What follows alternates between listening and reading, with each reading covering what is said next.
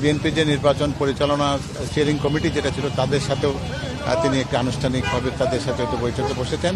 এছাড়া তার নিজস্ব কিছু নির্বাচন সংক্রান্ত কিছু কাজ ছিল, যেমন বগুড়া 6 থেকে তিনি নির্বাচন করছেন সদরে, এবং যে আসনটি রয়েছে সেখান থেকে সেখানকার তার মনোনয়নপত্রকে পূর্ণ করা এবং সেখানকার যে নির্দেশনা দেওয়া কিভাবে সেটা সেখানে জমা দেওয়া হবে সে সম্পর্কে নির্দেশনা দিয়েছেন।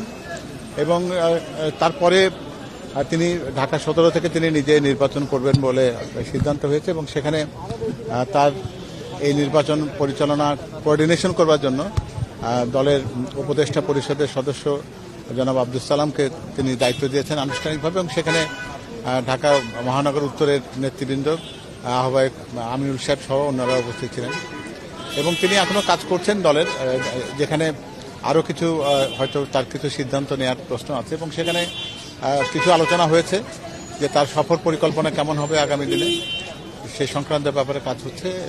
আর এছাড়া উনি গুরুত্বপূর্ণ কিছু নির্দেশনা দিয়েছেন যেটা সাংগঠনিক, এইরকমই আর কি।